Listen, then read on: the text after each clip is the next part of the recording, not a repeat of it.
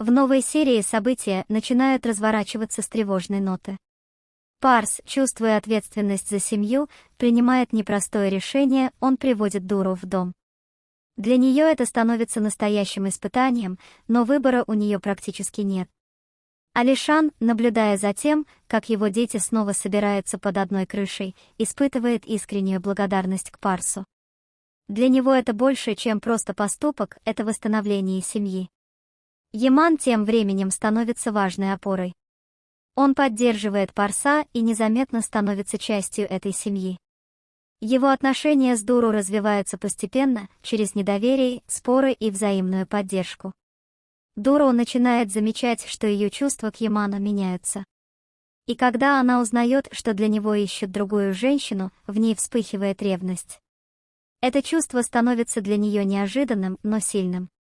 В итоге она сама решает занять это место рядом с ним. Яман тоже не остается равнодушным. Он все чаще оказывается рядом с Дуру, защищает ее, и между ними возникает особая связь. Тем временем Гуль и ее мать продолжают строить свои планы. Гуль идет на сделку с Лейлой, снимается в рекламе компании и получает за это деньги. Но за этим стоит не просто желание заработать, это шаг к возвращению в жизнь Парса. Султан Ханем, узнав об их прошлом, понимает, насколько это опасно. Она действует решительно, встречается с Асимом и платит ему, чтобы тот удержал Гуль подальше. Но даже это не останавливает Гуль. Вместе с матерью она продолжает идти к своей цели, игнорируя любые препятствия. Ася, узнав правду, больше не остается в стороне.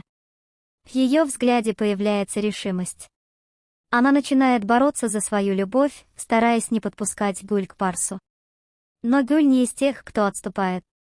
Она находит способы вновь и вновь появляться в их жизни. Ночи Аси становятся беспокойными, ее преследуют сны, в которых она видит Парса рядом с Гуль. Эти образы настолько яркие и реалистичные, что после пробуждения у нее остается тяжелое чувство, будто все это произошло наяву. Она все чаще просыпается среди ночи, долго не может уснуть и, глядя в темноту, прокручивает в голове одни и те же мысли. С каждым днем это внутреннее напряжение только нарастает. В конце концов, не выдержав, Ася решается поговорить с Парсом. В тихой, почти напряженной атмосфере она рассказывает ему о своем сне.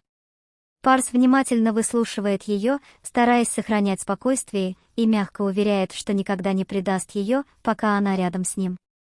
Его голос звучит искренне, но даже это не способно полностью развеять тревогу в сердце Аси. В ее взгляде все еще читается сомнение. И именно в этот момент в игру вступает Лейла.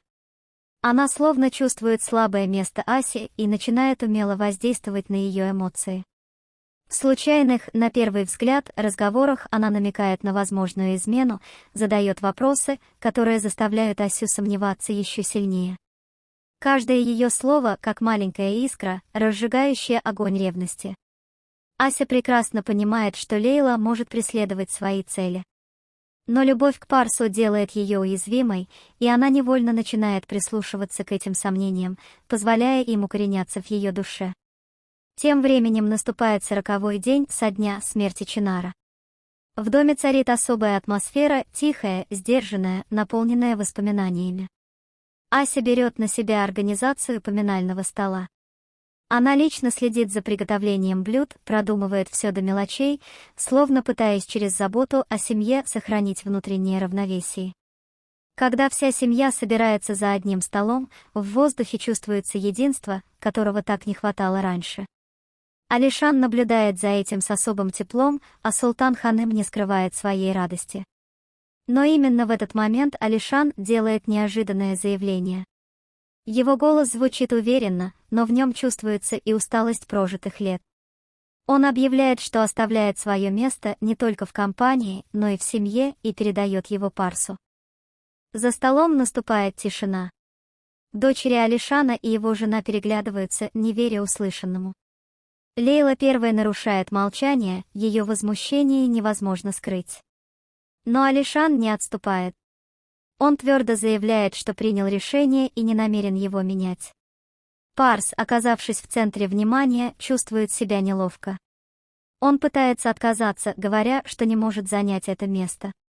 Но Султан Ханем мягко, но настойчиво убеждает его, что он достоин этого. В ее голосе звучит не только уверенность, но и материнская поддержка. В итоге Парс занимает место главы семьи. Рядом с ним сажают Асю, как его супругу.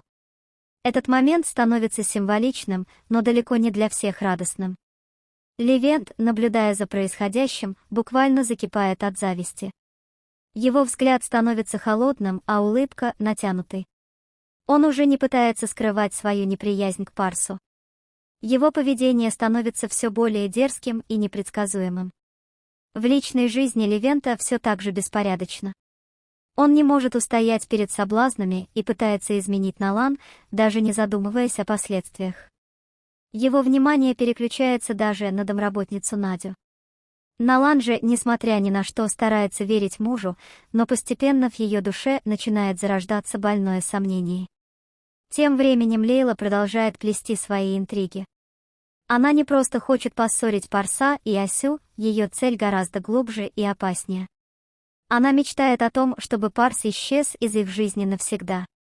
Ради этого она готова использовать любые средства, даже Гюль. Однако в какой-то момент Парс начинает замечать странности.